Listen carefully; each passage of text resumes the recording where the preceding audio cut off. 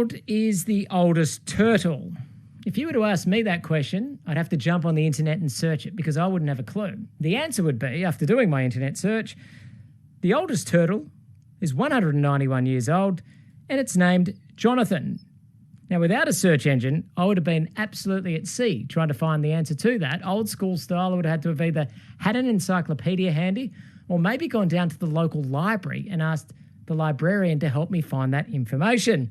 The days pre-internet search engines, they can seem like a lifetime ago, but really, we're only talking a generation. Google, the world's most popular search engine, has today marked its 25th year on the map.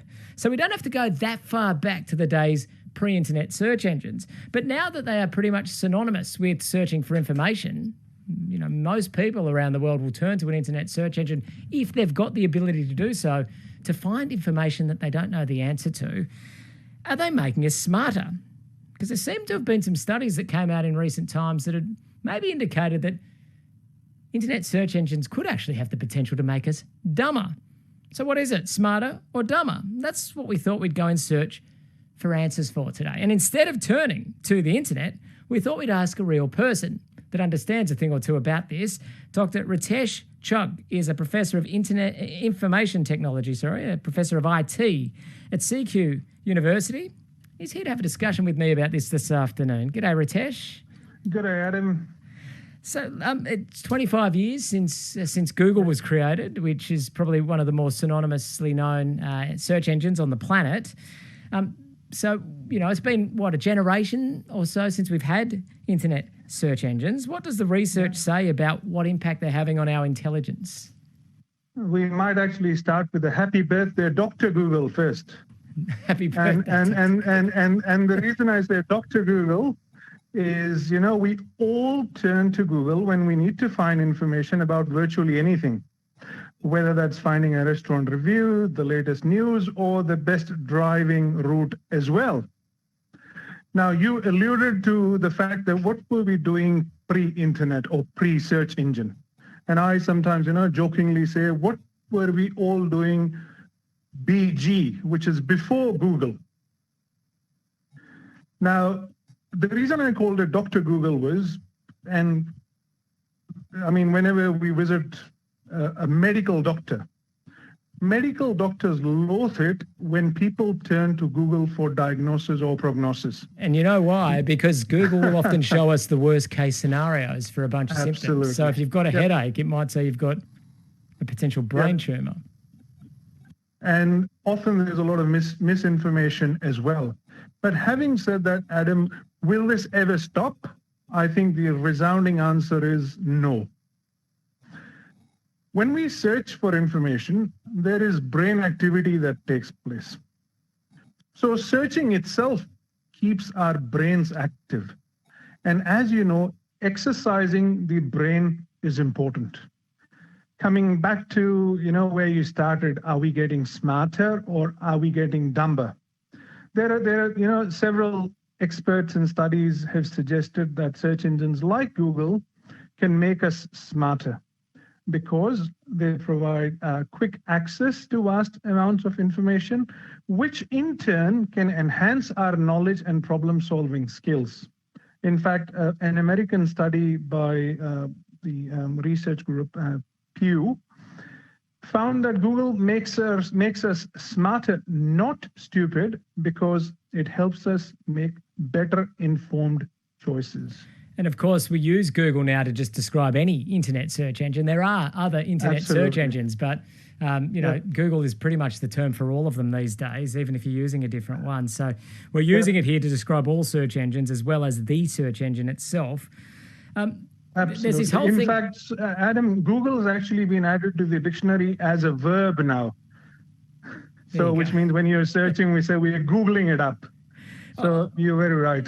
Dr. Ritesh, I mentioned before about the pre-internet search engine days of actually having to have an encyclopedia handy or going to the library and asking your librarian to help you source information. It was a more laboured process, but the thought was for some time that it actually meant that because we had to go to more effort to learn things, we were more likely to remember them. Is there any evidence to suggest that whilst we might be able to learn things very quickly on search engines, we don't retain that information? So maybe in terms of memory, it's not such a good thing. Yep, absolutely. See, Adam, firstly, I think knowing that you know how to search a dictionary doesn't necessarily make you smarter. And there is no doubt that Google has brought instant access to information and the effortlessness of digging for information at our fingertips. However, curiosity is an important human trait. So when we are searching, often what happens is we just look for surface level answers. We don't necessarily engage with those responses, or there is no deep learning that takes place. In fact, the use of search engines can actually create a false sense of expertise, causing us to believe that we are smarter than who we really are. And, people may feel smarter than they are simply by finding information online, which, like I said, doesn't necessarily translate into a deep understanding of the subject.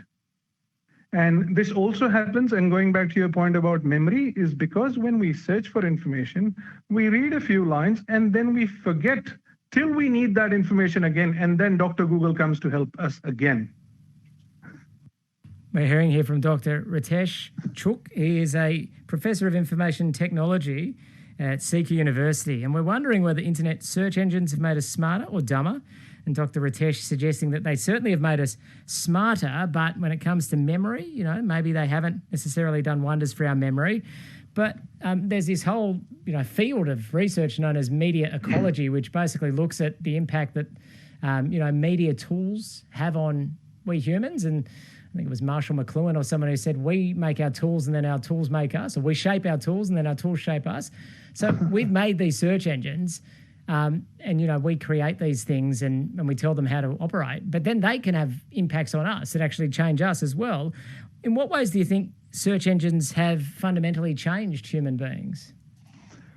Adam, I think there's going to be a two-pronged response to your question because, we need to look at both the positives and negatives. It's a double-edged sword. Search engines provide us access to vast information. We can also use search engines for facilitating self-directed learning or for fact-checking, problem-solving, research and education. However, there are challenges as well. The challenges are, search engines can lead to an information overload, and that's where people need to be smart enough to be able to distinguish between what is right and what's wrong. The other challenge, which I previously alluded to, was a surface level understanding. And often, one of the problem is people often use search engines to confirm their pre-existing beliefs rather than seeking out diverse perspectives, and which potentially reinforces their existing biases. And we've already discussed a reduced memory possibility. I'm glad you raised that point because I'm actually going to ask our audience, our listeners who are listening to you and I right now, something strange that they've learnt through an internet search. So I'm going to try and get people to think about something that they definitely wouldn't have known were it not for an internet search, to try and get away from, because we all probably look for things that we're familiar with, but some of us do actually use the internet to search for information that we wouldn't have otherwise known about. You've talked about some of the ways in which, obviously these things, there's always pros and cons with internet search engines. Do you ever see a day where we don't have internet search engines, that it has evolved onto something else? Well, over the last 9 months, we've seen artificial intelligence tools such as ChatGPT come into existence. And this is, I often say this is a game changer.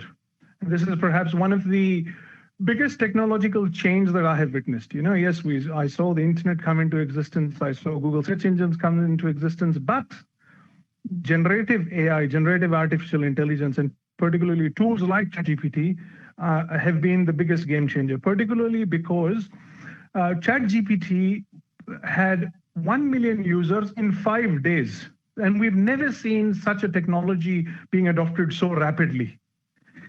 And what happens with tools like ChatGPT, the reliance on searching is reduced. It gives us more succinct responses to the information we're looking for. But again, ChatGPT also has its own information biases that your listeners need to be aware of, Adam. Dr. Ritesh, it's been interesting to talk to you this afternoon about search engines. You're very much of the belief that they have made us more intelligent, but not without some caveats that you've detailed as well for us this afternoon.